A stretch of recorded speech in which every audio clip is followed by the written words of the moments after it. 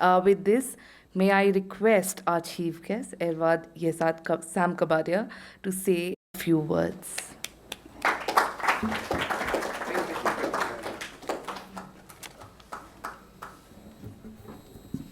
Yeah.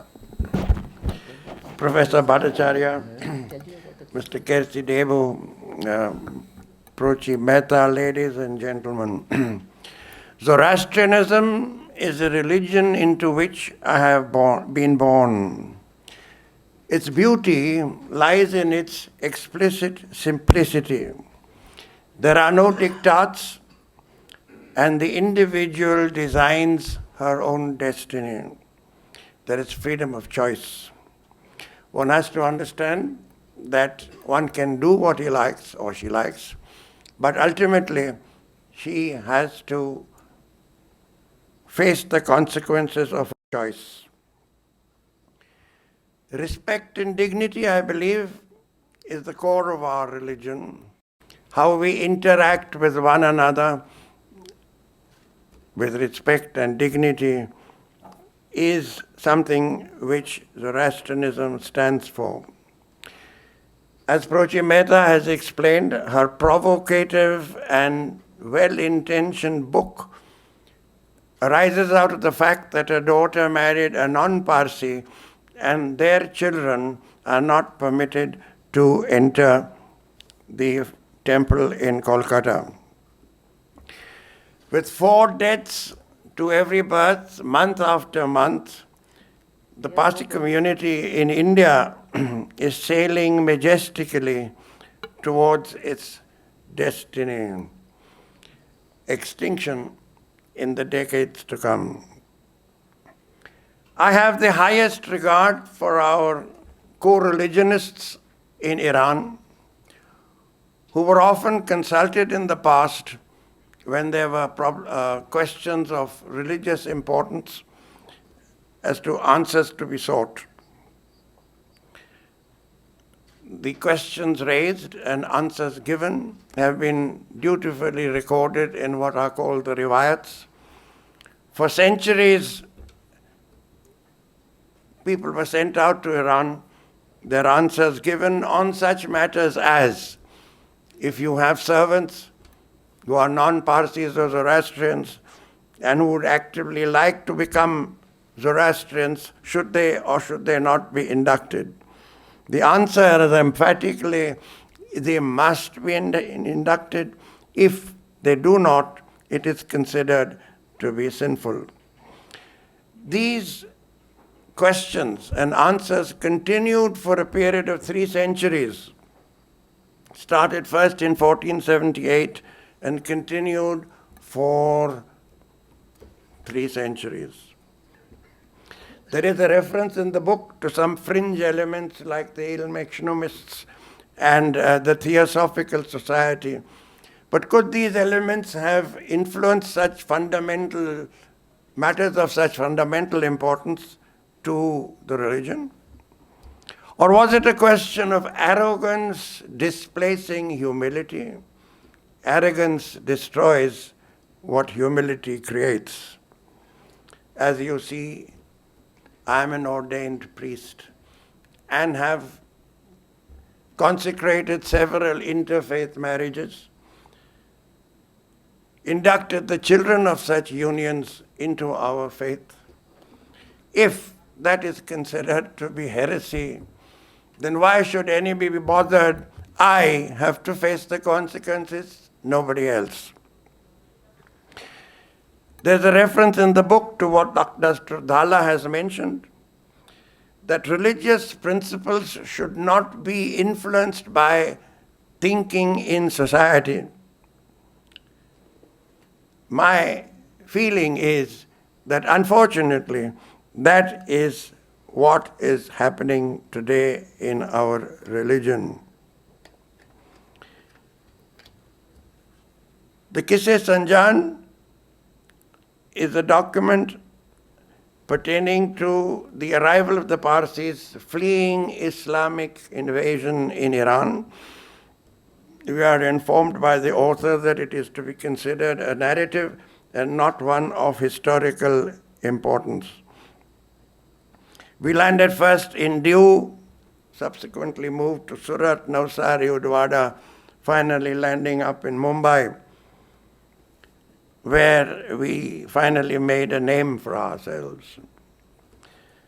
The core of the book lies in two legal cases. The first one, Petit versus Jijiboy, 1908, and the second one, Saklat versus Bella, 1924. They are similar but not identical in nature. In the first case, one Ratan Tata, not the current one but the earlier one, a cousin of the founder of the Tata Empire, Jamshedji Nasarwanji Tata, at the age of 40 fell in love with a French girl almost half his age. But the girl insisted in being inducted into the religion before the marriage, which she was by a high priest with 60 others in attendance. The question arose, can such an induction take place? And if so, can the person concerned partake of the assets of the community, particular reference to entry into the temples and the use of dogmas after death? In both the cases, the first one in the High Court of Bombay, the second one fought first two cases, twice in a lower court in Rangoon and then ultimately in the Privy Council in London, was that such inductions are accepted in the religion and there is no question of not doing so. The question of whether such inductees can partake of our assets were answered slightly differently. In the first case, the answer was an emphatic no. In the two judgments given by the lower courts in Rangoon, at that time Burma was a part of India, was yes, they can. But at the Privy Council, there was a slight change, and the answer was no, if the deed trust does not permit it to happen. But, and that was a big emphatic but, the trustees of the temples and the dogmas may at their discretion change the deed trust at a time when our population is decreasing, when the daily footfalls in the temples are dropping, when some temples have already shut their doors, others are being used for purposes other than for which they were made. Why cannot the trustees change the deed? A little distance away from Abu Road railway station lies a desolate dogma where the peripheral walls have been dismantled. People walk across what at one time was the center of the dogma and go across on the other side to attend marketplace. Just a while ago, we were informed that there is a temple, also in Abu Road, which celebrated its centenary some time ago. Reference was made by some speakers earlier about the advent of the Constitution in India when we became an independent nation, and that the constitutional law supersedes every other personal law of every other community. This is a view held by several legal luminaries. There are several in the community who hold the view that Parsis are a race apart, a very pure race. Current status of scientific research completely disputes that way of thinking. There is not a single community anywhere in the world which can claim to be racially pure. Research done on bones dug out of former dogmas in Sanjan, one of the earliest settlements of the Parsi community, have again disproved the fact that the Parsi community is a racially pure one. A few days ago, the 12th World Zoroastrian Conference concluded its proceedings in New York. The keynote speaker was one of our own from Delhi, Ervat Justice Rohinton Nariman.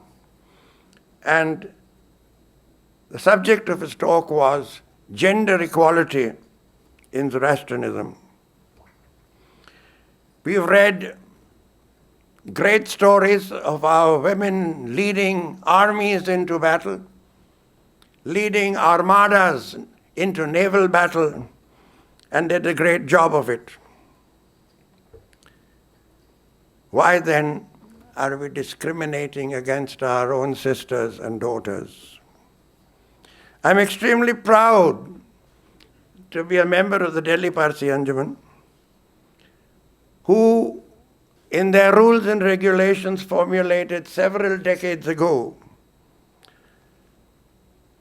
accept non-Zoroastrian spouses of Zoroastrians as members, not only as members, but members with voting rights.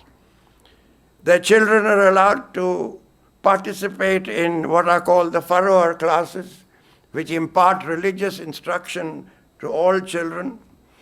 And if they wish to, they can be inducted into our religion with then the possibility of entering the temple also. Once again, talking of our co-religionists in Iran, extremely pragmatic in contrast to what way we are. When there were no vultures for the dogmas, they stopped the practice. We continue it, although there are no vultures in India. And when the time came, they allowed all and sundry to enter the temples. Even tourists today enter the temples in Iran. In my view, the question raised by the title of the book has been well answered already in both the judgments that we took off.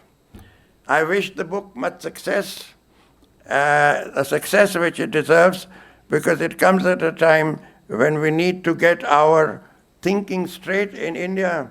We need a golden standard by which to judge our actions. There was and probably is that standard still existing in how they practice the faith in Iran. We practice that our own high priests accepted that advice. Why have we changed it? The results and the consequences of that are obvious now. Thank you very much.